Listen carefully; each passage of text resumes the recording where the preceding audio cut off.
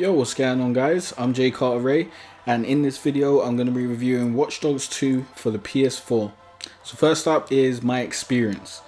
I played Watch Dogs 1 when it came out, although I did play it on the PS3, so the whole graphical downgrade controversy didn't affect my opinion of the game. I didn't hate the first Watch Dogs like many people did, but I didn't love it either. I thought it was okay, although I felt it was quite short and the story left a lot to be desired. When I heard that Watch Dogs 2 was coming out, I wasn't interested in the slightest. After a few people requesting that I play it on my streams once it came out, I decided to look into it. And from the gameplay footage that was out so far, I thought it looked fun. Is Watch Dogs 2 fun though? And is it worth the asking price? In this review, I'm going to try and answer those two questions. Gameplay. Hacking is front and center in Watch Dogs 2. You could try to play this game like a third-person shooter with hacking elements, but that would sap the game of most of its fun factor. Distracting guards with fake text, sending a gang hit squad after a pesky NPC, and setting fuse boxes to blow up when someone walks past are some of the ways you can use hacking to take out your enemies. But you don't have to take out your enemies.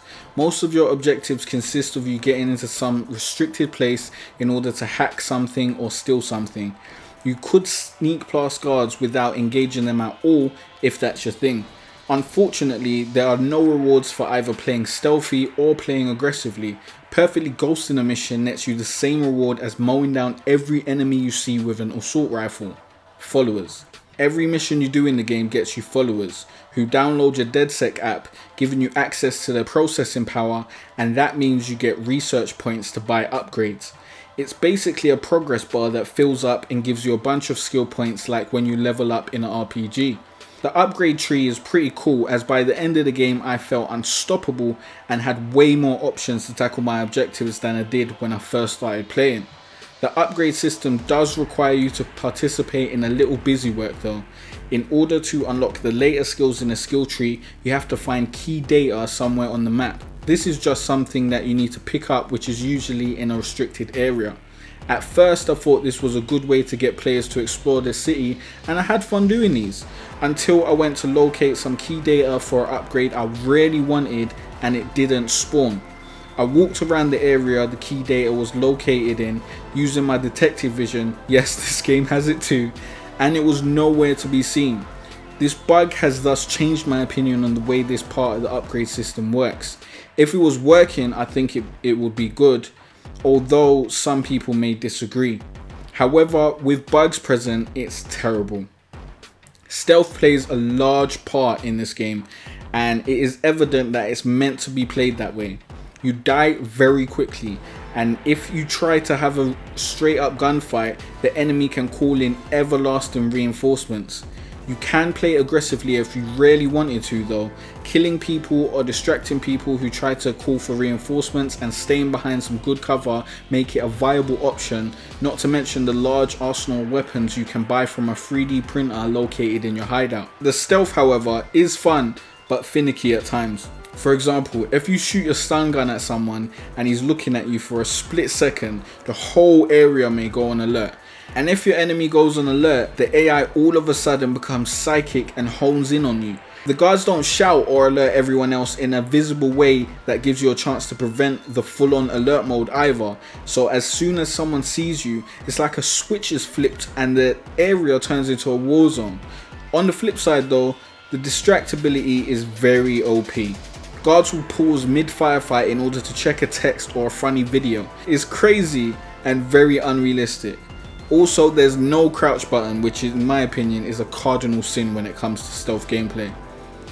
If you're looking for realism, you won't get it here. But if you want to create chaos and take the dumb AI with a pinch of salt, you can have a lot of fun.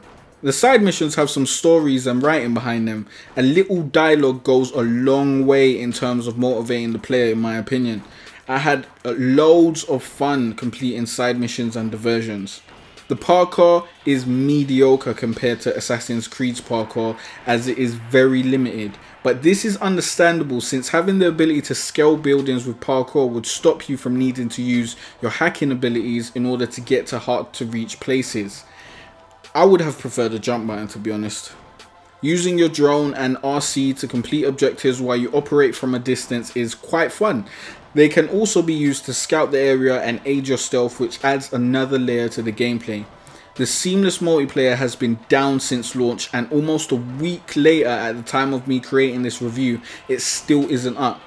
You can play co-op with people on your friends list though. These co-op missions are limited to a few randomly generated side missions without much context, and these missions eventually got boring for me.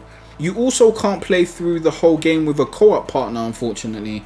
Seeing as games like Saints Row 3 and 4 have given you the opportunity to play through the entire story with a friend, it's very disappointing to see that feature missing here. You can also buy clothes and paint jobs for your weapons and drones to customize your character, which is a nice touch. I have also experienced a few bugs and glitches, unfortunately. I was unable to move at all at one point when I was on a roof. However, I eventually got it working again by using my gadgets, and it never happened again. One time I fabricated evidence on someone and the police just stood there with this guy for ages. Later on, while I was playing the game, I called the police on another guy and then killed him, and then the police just stood there not doing anything, so this seems to be common. I hacked a junction box to attract a guard. He looked at it, noting that it was acting up, and then went the other way, continuing his patrol. Sometimes your car just stops out of nowhere and you have to let go of and press R2 again to make it work. Maybe this is just the car stalling, an attempt at realism or something, but I'm very unsure. All in all, the gameplay in Watch Dogs 2 is very fun. Some of the stealth mechanics need some work, but once you get used to them, you can get a lot of enjoyment here. The driving and shooting are both mediocre, but the hacking, which is the cornerstone of the gameplay, is great. There are so many opportunities to get to your objective, and you can play however you want. The new and improved pipe puzzles are also a cool addition, although they make you think enough to feel smart, but not enough to feel truly challenged. Story. Hey, do you want a coffee? No, I'm fine. Oh, please, help yourself to a power grapple. There to die for. You're so great. Thank you so much. Okay, neato. In Watch Dogs 2, you play as Marcus, a young intelligent hacker wrongly flagged as a criminal by CTOS. After you delete your public records, you're welcomed into DedSec, a hacktivist group populated by 4 other 20-something-year-old hackers. If you're looking for an amazing story, you won't find one here. The story in Watch Dogs 2 just serves as an excuse to make you infiltrate parody versions of real-life companies such as Google and Facebook, and have fun with your wide range of abilities. The story is serviceable, the characters are okay at best, and the payoff at the end is anticlimactic, but not completely terrible. Graphics. Hey there. The graphics are very good, but they're nothing mind-blowing. The new color palette and bright colors are vibrant and eye-catching, way better than the first Watch Dogs. Is it worth the price? Pros. Hacking abilities are fun, the side missions are fun, there's a bunch of content here, the co-op is fun, the gameplay loop is fun, and there's loads of customization options. Cons. There's bugs, the stealth is iffy, the story isn't that strong, seamless online still isn't working, and there's no crouch button in a stealth game, really? Watch Dogs 2 is currently $39.99 on Amazon, and I had a bunch of fun playing this game for well over 20 hours, so in terms of the amount of hours of fun you get for your money, this is worth the price. However, since the seamless multiplayer is not out yet, I'd suggest that you wait until that has been fixed and is actually part of the game.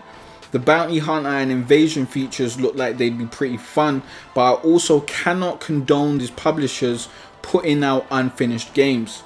So if this sounds like a game you would enjoy, wait until the multiplayer is back up to buy it, and I think you'll have buckets of fun. Thanks for watching, guys. Also, thanks for liking and subscribing. Let me know what you thought of Watch Dogs 2 in the comment section below, and if you want to check out the rest of my reviews, you can click on the playlist on the screen. Also, if you want to buy Watch Dogs 2, please use the link in the description to support the channel. This is not a sponsor, by the way, it's an Amazon affiliate link, and I'll get a couple pennies if you buy anything on Amazon using that link. I'll see you guys in the next video. It's been a cold winter and it's lasted far too long, so all this won't I share with you.